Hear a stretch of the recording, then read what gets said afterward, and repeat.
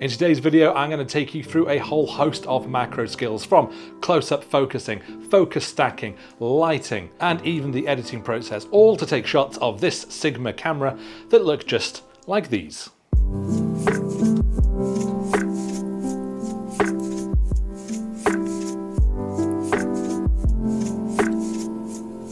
So why are we doing this? Well, a couple of good reasons really. First of all, simply practicing your macro skills at home like this can be great fun. It can also teach you new skills and really help you hone the ones that you already have. And I love doing these kinds of at-home projects, and I often do try and find things that are just around the house, because so often when you point a macro lens at something relatively mundane, it suddenly takes on a completely new life. But this one goes a little bit further, because this one takes it from being simple macro photography and also makes it a bit more commercial product photography, because we're taking photos of new products. And when companies launch new products, they need new images of those products. So all of a sudden, it turns these at-home macro projects into potentially a money-making opportunity. Now, to be clear, I'm not charging Sigma anything for this.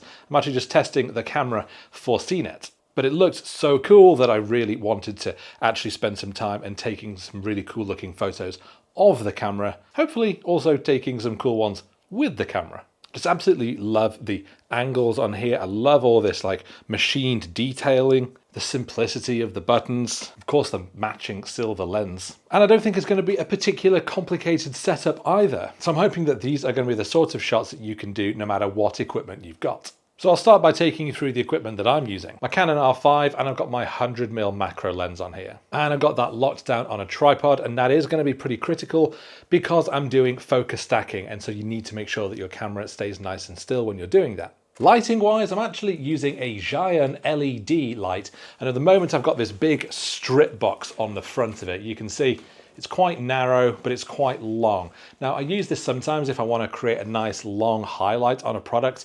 I've basically got it on here just as a bit of an experiment, see what it looks like. To be quite honest, when you're getting close up on some of these details, the modifier that you have on the front of your light isn't going to make that much difference. It really just comes down to having some kind of modifier on there. So instead of having a small LED light that's creating a very harsh light on your subject, you've instead turned that small light into a big one like this. Okay, I've been waffling on for quite a while. Let's take some photos.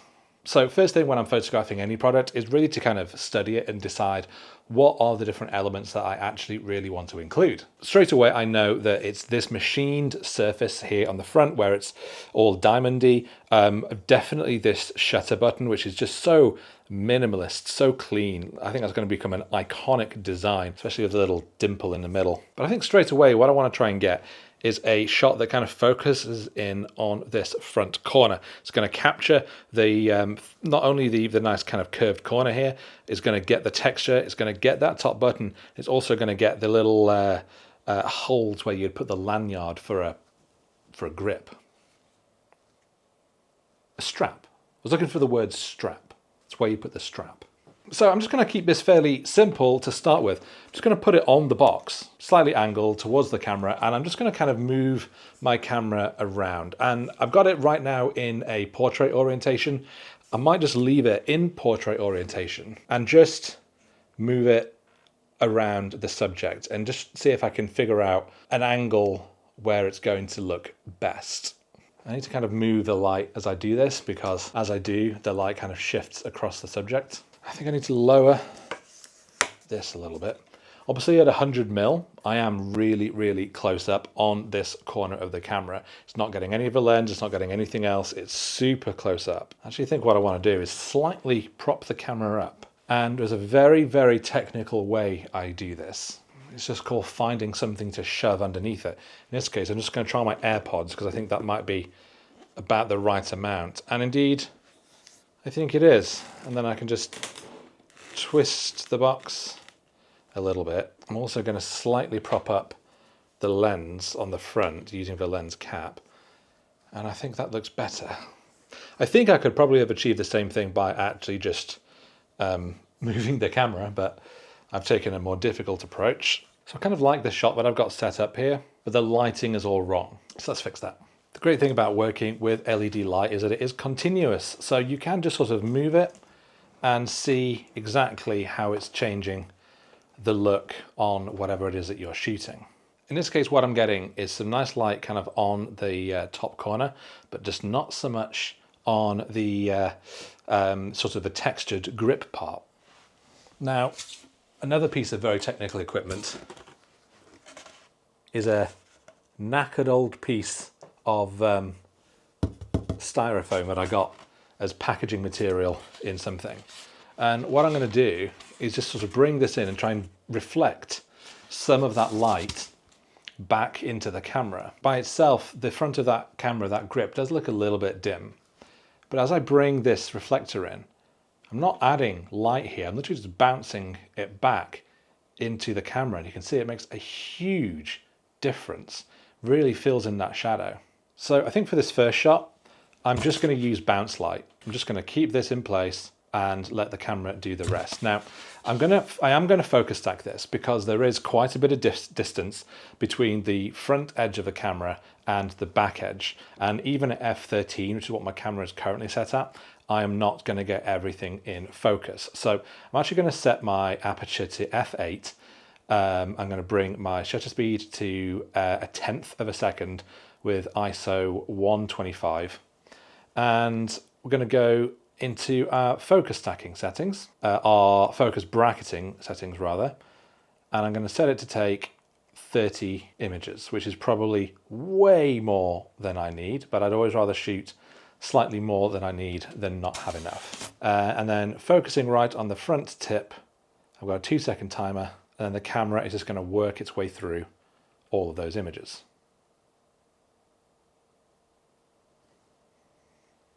It's not the most dramatic of shots, but I think it's a good start. It does focus on the different elements that I wanted, the lanyard loop, the shutter button, the texture on the front. I'll just flip my camera into landscape orientation, and I'm basically going to take the same shot again, just to see if I prefer it. I'm just slightly adjusting the position of the camera, because from this angle, we get a bit more of a look at the shutter button itself. And I'm just realizing that I think I'm losing a bit of contrast on the camera that I wasn't expecting, and I think it's probably because I have got, of course, this big light on here. So I'm just going to bring the control panel, turn that off, so now it's spooky and dark, and I do think that might have made a bit of difference. In fact, let me turn it on and off. Yeah, it definitely is changing things. So what I'm going to do, same settings, focus bracketing still enabled, f8, 1/13 of a second. And I'm just going to let the camera rattle through those shots.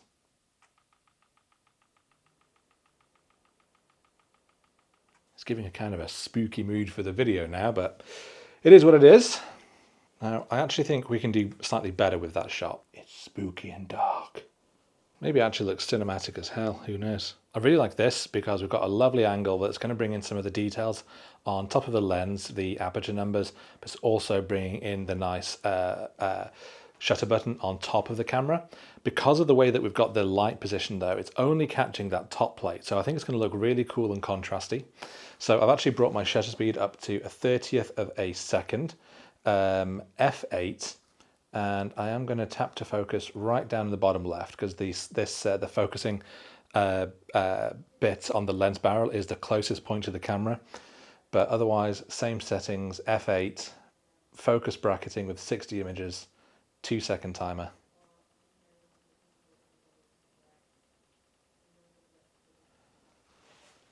And I think that's going to look pretty cool. What I'm just going to try is bringing back my magic piece of polystyrene and just seeing if bringing it down here just brings in an extra bit of detail on the camera's grip, because I don't really want it to be totally lost to blackness. I do want some detail there, and I can just see that by bringing it in, if I just focus here, there is a huge amount of light that is brought back in when I bring that. So I don't want too much because I do really like the high contrast look, but I don't want it to fall to black. So I think this is a nice balance between the two. So I'm just going to take that same shot again.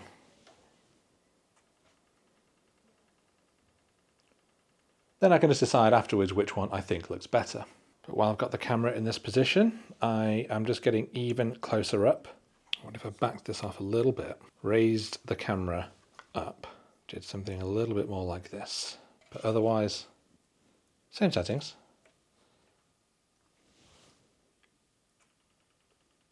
But while I'm here, actually, I noticed that you get a really nice view on the aperture ring. So I've shifted my focus completely to just be on those numbers. I think it looks really, really nice, but I don't want everything to be in focus for this shot because I actually love having that focus fall off by using, well, not so much by using a wide aperture, but by not focus stacking the shot. So I'm turning focus bracketing off and I'm going to stick with F8 and just have a quick look at what that looks like. So I'm just going to tap to take the shot, still with the 2-second timer. And I think that looks really cool at F8 because it does keep enough of the other stuff in focus that you can clearly see the really nice machining on the focus barrel. But I'm actually going to try doing that again at F14. That's going to keep even more in focus. So I'm going to take my shutter speed down to 1/10 of a second, F14. Yeah, I mean, I really like that.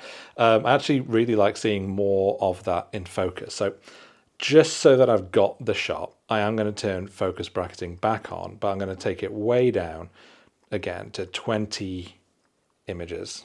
And I'm going to see what that looks like. Because actually it might be quite cool having everything look really pin sharp. And then let's also just try the other way. Let's turn focus bracketing off. Let's go to f2.8, bring our shutter speed right back up and take it again. So now we've got that really shallow depth of field. Only that 5.6 numbering is in focus. So we'll put both on screen now, and I'd really love it if you want to tell me which you prefer, because on the back of camera, I'm not too sure. Maybe when I get into the edit, I'll have a bit more of a preference, but it's really good if you kind of aren't sure which way you want to go. It's digital. Take both. Decide later. What I actually really love about this is how dark and moody it looks. So I'm going to go f4.5. 160th of a second, and I'm only focusing on the word Sigma here. I think it looks really cool. Super moody, sort of thing that like I could see, a company putting on their social media when they're teasing a new product launch, but they don't want to give too much away. Well, let's just turn the light on. We can see a little bit more. I'm going to carry on taking a few more shots of this camera, but my process is going to be basically the same. I'm going to be moving it around and seeing what it looks like using live view on the back of my camera in order to kind of find these interesting compositions.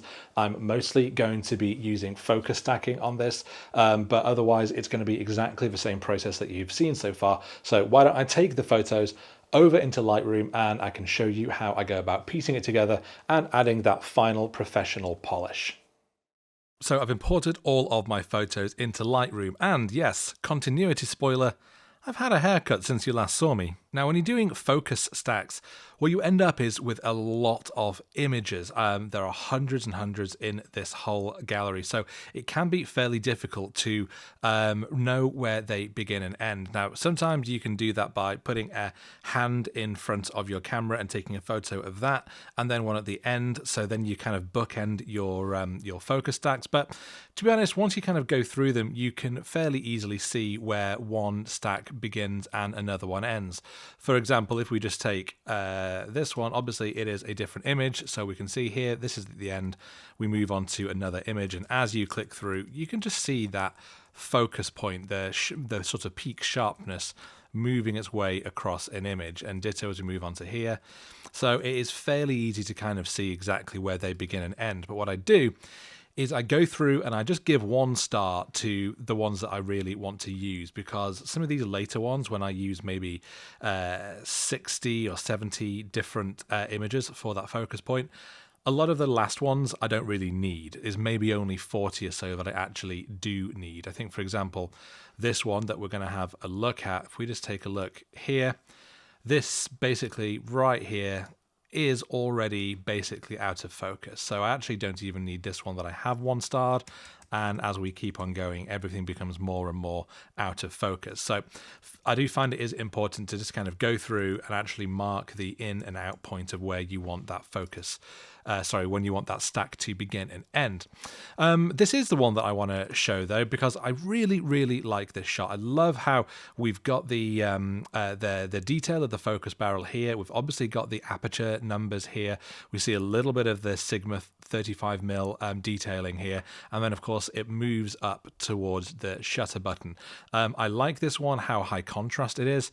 This is the one where I use the reflector to bounce a little bit of light onto the body of the camera. And if we have a look at this one versus, say, let's have a look, this one, you can see quite clearly suddenly there's a lot more light in here, but I'm not sure which one I like more. I think I might like the moodier style of this one a little bit more. So this is the one that we're going to work on.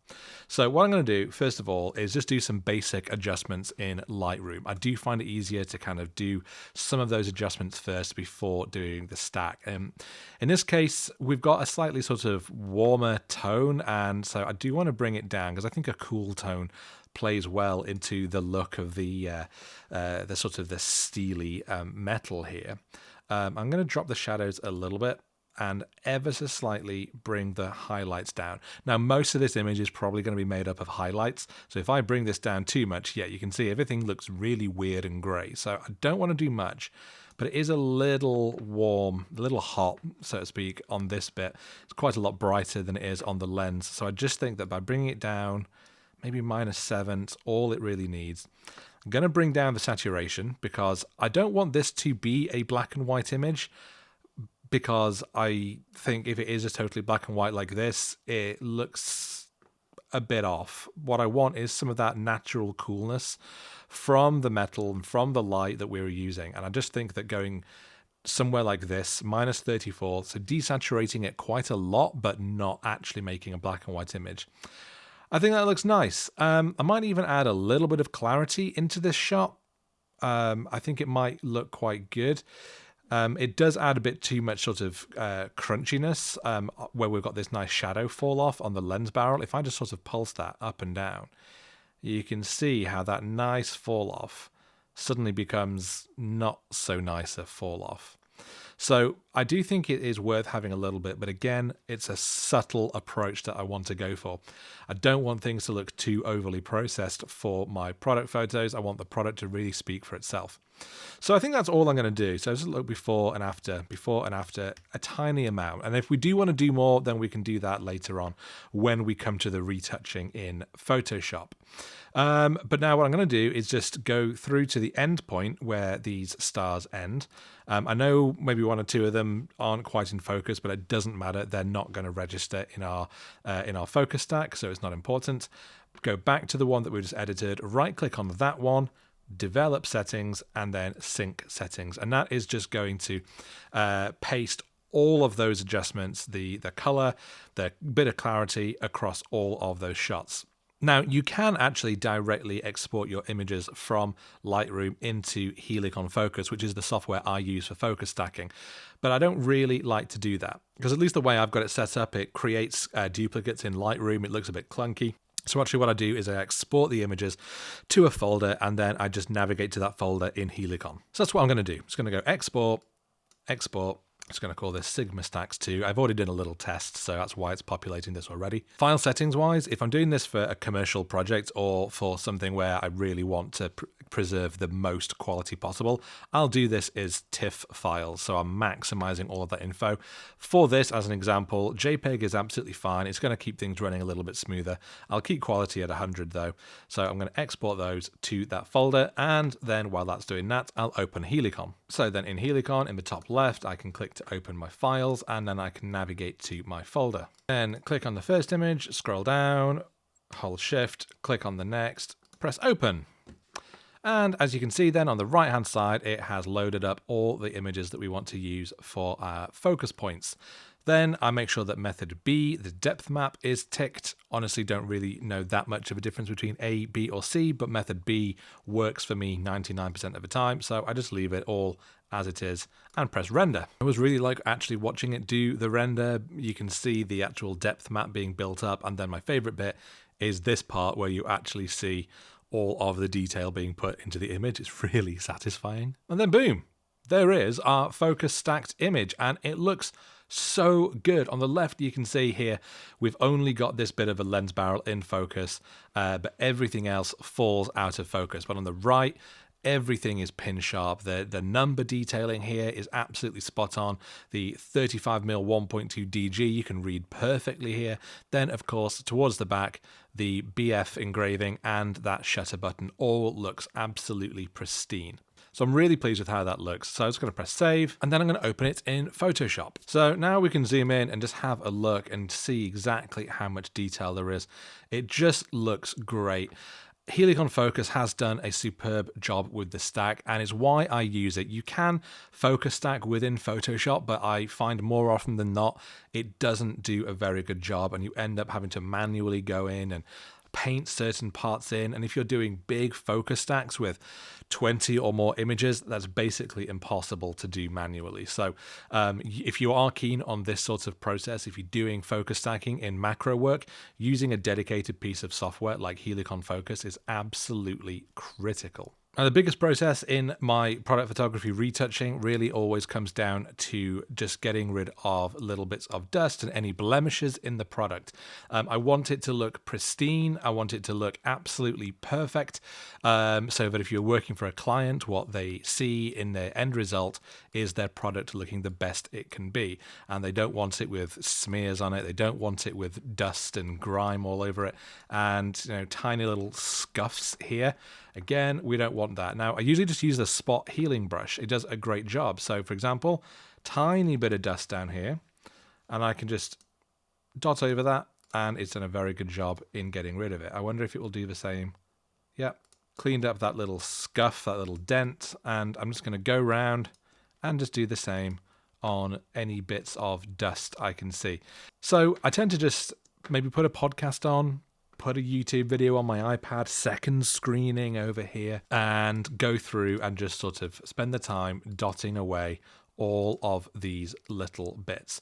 There are tools. There's the dust and scratches removal tool in Filter, but the problem is that also takes away quite a lot of the texture. And on a product like this, as you can see, it's full of texture because it's this lovely matte sandblasted finished metal, and so we don't want to remove all of this texture. So it's a case of going in and basically getting rid of the big bits manually. So what I'm going to do is just speed up through this because you don't need to sit and watch me do all of this.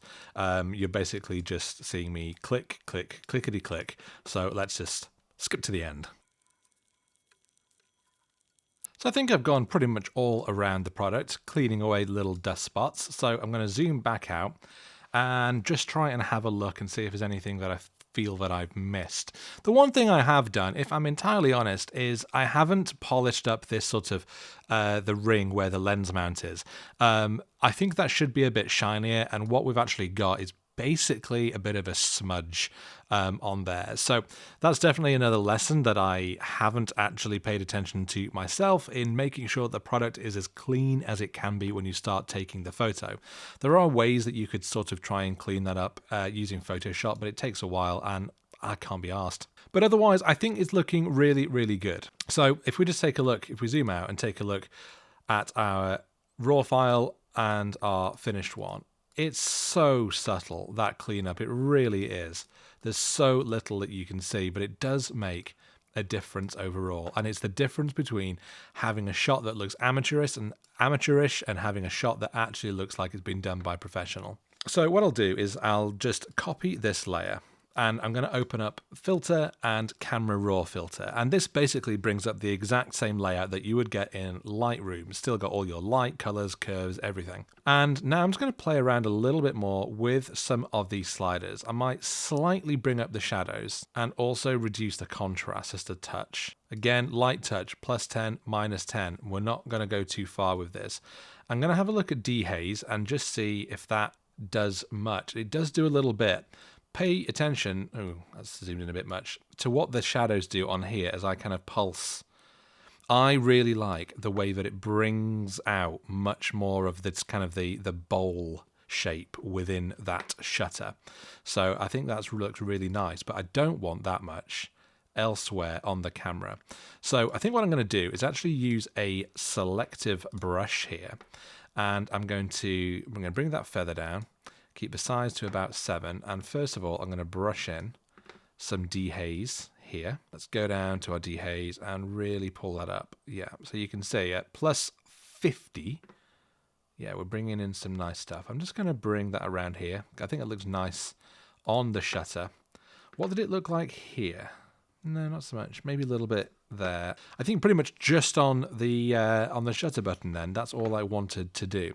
I could then create a new mask if I want, and let's say on this one we're going to up the clarity. Now, we've played with the clarity before, and we saw that if we push it too far, it starts to look really weird and crunchy. And I think the clarity slider gets a bit of a bad rap with photographers because quite a few people, when they're just starting out in Lightroom, will just go plus 100 with clarity on like a lovely landscape, and it just looks bizarre.